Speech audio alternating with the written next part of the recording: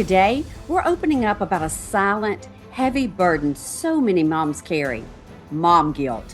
Whether you're a stay at home mom feeling like you're not doing enough, or a working mom constantly torn in two, this guilt can sneak, man, and it can speak into every corner of our lives.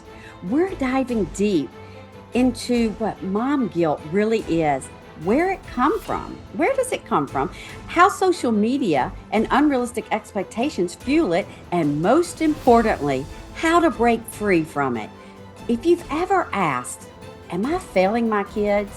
Or felt the pressure to be everything for everyone, this conversation will remind you God never asked you to be perfect, only present and full of grace.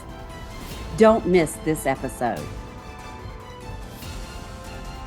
Welcome to Warfare Parenting, faith-driven strategies for struggling parents of teens and adult children. I'm your host, Laine Lawson Craft. You're in the right place if you're battling with prodigal children, facing family crises, or seeking spiritual guidance in parenting. Today, we'll equip you with powerful biblical strategies to reclaim your child's destiny and restore hope in your family. Let's step into this faith-filled journey of hope and healing together.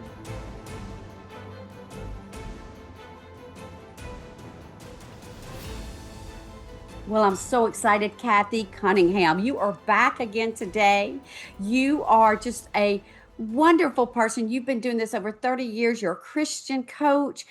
You've done ministry, and you've helped so many families find restoration and healing. And we just thank you so much for bringing your valuable time to us through this series. Thank you, Laine. I mean, this is subject, all that we're talking about is so close to my heart, and I think it's so needed for moms to hear this information. Well, and as we've said over and over, Kathy, you and I didn't have this kind of information. We didn't Yeah. have these opportunities. We didn't have, podcast and all the things that moms today have that do help us as we walk through some of the challenges of being a mom. And mom guilt is one of them. Oh, yeah. How do you define mom guilt? And what are some of the common ways it manifests for mothers today? I think it really, and this is not a new phenomena. I know you felt it, I felt it, but I do again feel this has become more than ever before. And we'll talk about the reasons for that. But I would define it as an internal feeling of not being enough, of being inadequate, failing to meet the ideal. So, what is the ideal? The ideal is all the images we see, right, on social media and comparing yourself to your friends and the person that's the perfect mom, second guessing your decisions, feeling like a failure, and then feeling responsible for every aspect of your child's life. And that's whether they're younger or older. Yeah, and it doesn't get easier. I'm glad you mentioned that No. because I don't think, now that we're both moms and Yeah. grandmoms, I mean, we see it's still something that we have to Hmm. not fall in a trap with, right? Absolutely. Even as parents of adults, we still, and I still do with all the work I do. I don't live there anymore like I used to, but I still have moments. Am I connecting enough? Am I spending enough time? Am I doing my part here? Because it's uncharted territory. We don't even know what this is supposed to look like. So we do the best we No. can, but there's that little doubt we get, that little guilt. Are we doing enough that likes to hang around? But I think it's even more so for when your kids are at home or just launching, or maybe you haven't had some of the tools that we've had. Right. Right. And again, we both recognize that, with technology and the Yes. internet Yeah. and all the Hmm. things, we do believe, I believe that's one of the primary resources and sources of mom guilt, because you look at everybody and they only post the perfect pictures, all Yes. the kids in the same outfits, Yeah. and as they get older, the perfect grandmother pictures. I want to talk about the societal expectations Hmm. of the perfect mom. Um, that really does contribute, doesn't it, to the feelings of guilt, mom guilt. Oh, absolutely. I mean, I think that's why it's in such a rise, right now, because we have these images of not only are they the perfect mom, they look perfect. They have the perfect face, they have the perfect body, they have the perfect party. I mean, everything, because that's all we see is those little moments. Somebody once said that instead of Facebook, they call it fake book. And we could say the same for Instagram and TikTok and all the social media stuff out there. It's a moment of time when you don't know what happened all those other times. It could have been complete chaos. There could have been all kinds of stuff going on, falling apart. But all we see is that moment, and we look at it and we say, oh, I'm not like that. We're almost striving for this perfectionism that isn't real. And we Well, do it with our images, but we do it with our parenting, with being a mom also. yes, I remember the days, and I'm just confessing. Uh We huh. would be on the way to church, Kathy, Yeah. and I'd be so angry at Oh, one of the yeah. kids. And then we walk into church and we act like everything's just fine. I Yes. mean, that's an old analogy, but Yeah. it still holds Mm-hmm. true whether you're in person or Yeah. online. I Yeah. do want to talk about real quickly, how can mothers protect their mental health in this Mm. social media environment? Yeah, I see a lot of people do this, and I know it's hard, especially if you have some sort of presence on social media. But taking breaks from social media is a great way to do that. But then also just staying very grounded in the fact that this is not the reality. We have to be able to have, if we can't do that, then we probably shouldn't be on there.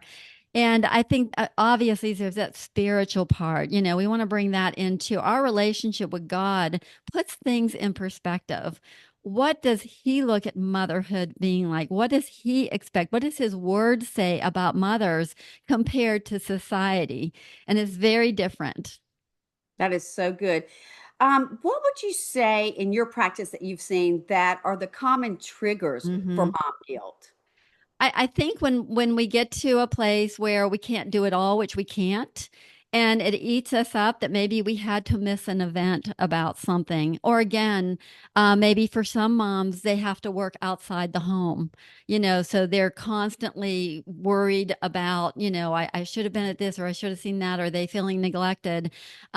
Taking time for self-care. I hear this all the time from moms. Like I really tell my clients, you need to take care of yourself first if you're going to be effective for your children. But then they'll say to me, but I don't have time.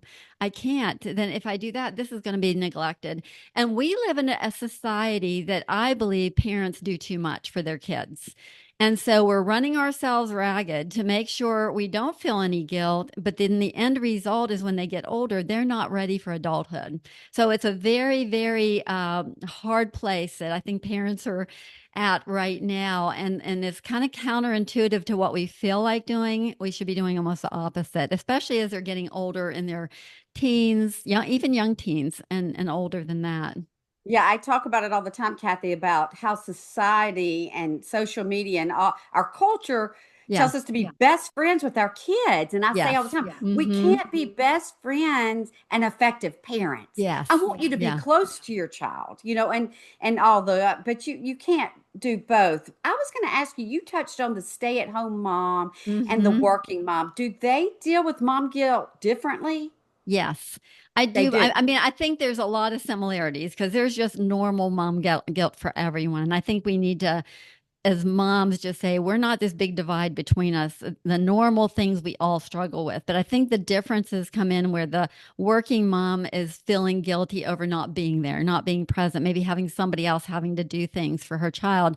Whereas the stay-home mom sometimes just feels bad that she's not contributing, to maybe getting the things that their child needs. Maybe they want to put them in a certain school, depending on what the situation is. So I think they both feel pressure to do more. It just looks different. It's just the same Yes. thing in the end of the day, that as a mom, we just think we have to do it all. Yes. Yes. Whether you stay at home or work, I think as moms Exactly. we feel Yeah. like Hmm. we've got to do everything. Yeah. Yeah. What are some of the potential health consequences of chronic mom guilt for mamas? This is so important because it really does, and especially in our world today. I hate to keep saying that, but the reality is we live in a difficult place right now. My heart goes out to moms that are just in the beginnings of this, whether they have little ones or they have older ones. we've kind of gone through a lot of the in the trenches. So we've learned, but not when you're just in the beginning of this, it's hard. And I think it's harder than when we were raising our kids. And so the things that can come out from this, if you're not careful, remember, if you're not taking care of yourself, you're more vulnerable for any of these things. So one of them's anxiety. The other one could be depression. There is a reality of burnout, and I think it's more than ever now. And then when we don't think about it, we can start feeling resentful to the very ones that we're wanting to serve and we feel guilty about. We begin to resent because we're not taking care of ourselves. That's so good. Yeah. And I have here, it can affect the Hmm. children. Can't it? Can't mom Yes, guilt absolutely. Yes. overflow Yeah. and really hurt their development also? Absolutely, because this is where overcompensating, overdoing, I like to call it overparenting, people pleasing, not disciplining, and all that ends up really creating a adult that is not functioning as an adult. So we're not helping them in the way that we think we are. But then you know what the bad thing is, Laine? So then they become an adult that's not functioning well, and we're going to get more mom guilt. I should have done that.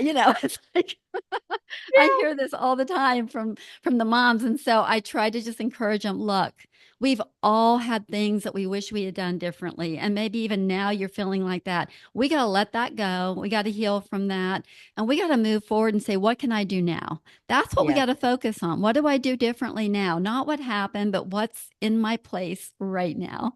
Well, that was my next step. I want to talk about some strategies or Okay.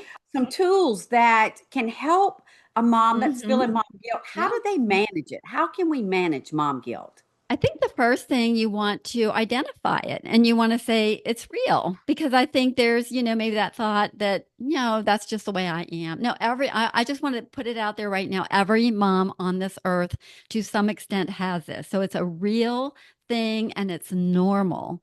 So you first have to identify it, admit you have it. And then I think a few things that are so important, and we've talked about this before, is community. Don't be alone, don't isolate, talk to other people in similar seasons. That is such a key to this. And then, of course, I'm always going to say, get into God's word because many of these thoughts that we have, they're lies and they're lies from the enemy. I know you have a whole book on that. And it's about how the enemy comes in and he tries to convince us we're not good enough.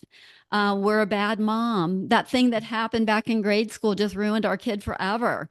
All those lies that the enemy wants to bring in. So we have to replace that with God's truth. And we need to have an intentional plan of doing that every day.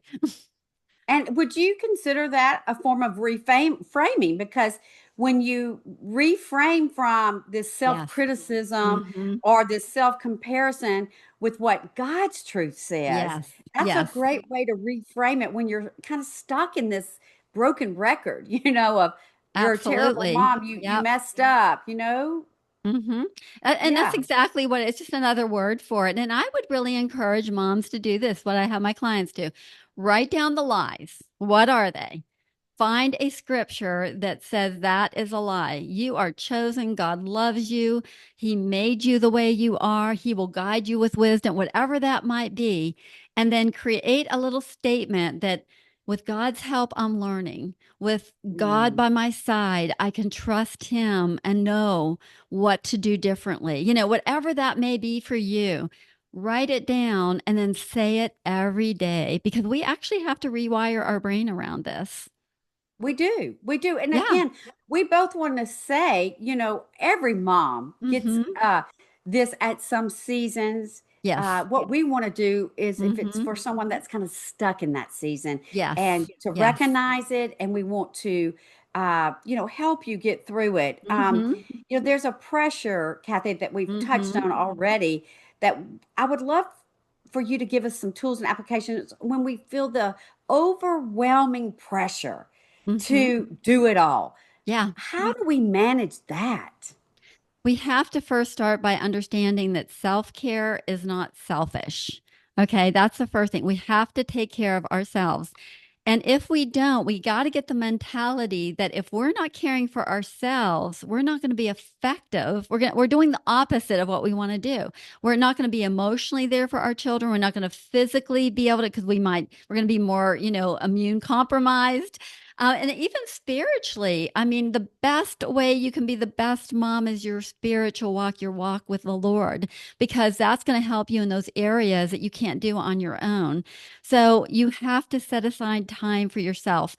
And I understand there's some single moms out there, and this is hard. So, how do you do that? Again, that's where community comes in. Maybe your local church has some resources of help, but you really have to narrow in on time to yourself. And that's whether you have little ones or older ones, because just because they're older, we're just as bad about running all over the place and not taking care of ourselves. And I'm guilty of that now, I know, Kathy. me I mean, I've got too. two grandkids and two on Yeah, the way. And, absolutely. sometimes I say to Yeah, myself, I'm not doing enough for these grandbabies yeah, and my yeah, in-laws. And then, I then come to the realization I can't do it all. yeah, And yeah. and that's okay. That's okay. Absolutely. Can I say Um, one thing about that, Laine?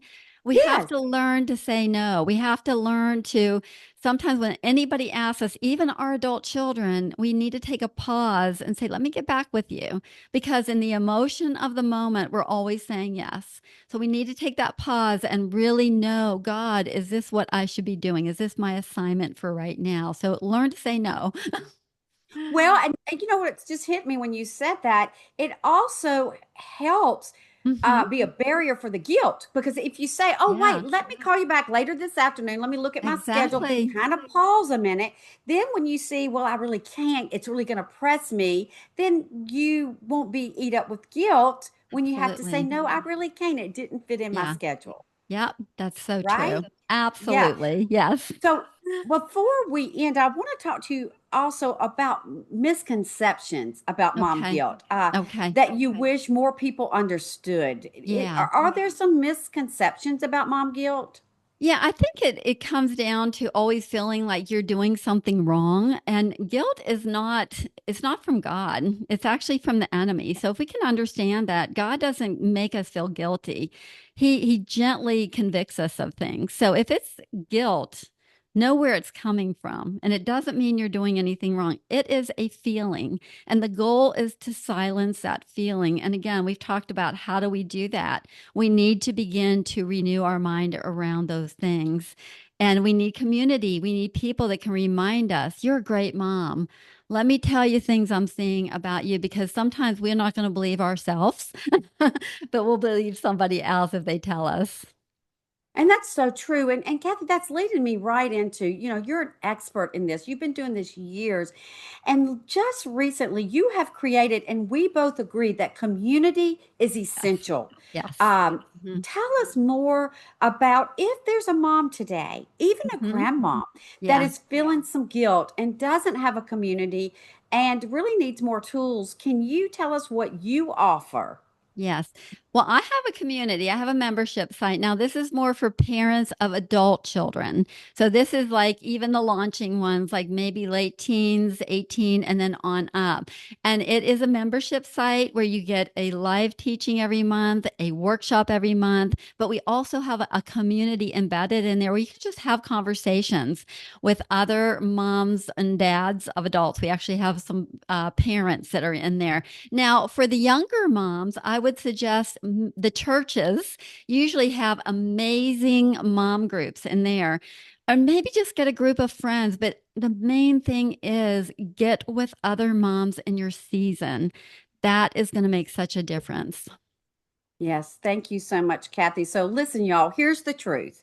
Mom guilt is not from God, it's a weight the world puts on your shoulders. But grace is what Jesus offers in its place. Today, we learned that guilt often comes from trying to meet impossible standards. But healing starts when we exchange self criticism for self-comparison compassion, sorry, when we listen, I want to re-say that because I don't want you to miss. Today we learned that guilt often comes from trying to meet impossible standards. But healing starts when we exchange self criticism for self compassion. You're not less of a mom when you rest, when you say no, or when you lean on others. You're just human, mama. And that's exactly who God made you to be. So take a breath, release the guilt, and know that you're showing your kids how to walk in grace, especially when you mess up. Is one of the greatest gifts you can give them. You are doing better than you think, Mom, and you're not walking this road alone.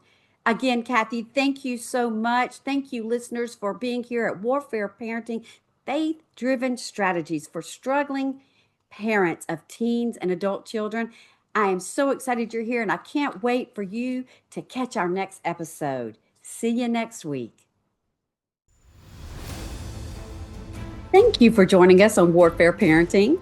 Remember, you can overcome even the most challenging parenting battles with faith and the right strategies. If this episode has touched your heart or provided valuable insights, please subscribe to our podcast and leave a review. Your support helps other struggling parents find the hope and guidance they need. Until next time, remain steadfast in faith and remember, together we never give up on our families. Visit my website too for my new book, Warfare Parenting, a daily battle plan to fight for your child. The first 10 days are free on my website and many other free resources. Go to LaineLawsonCraft.com.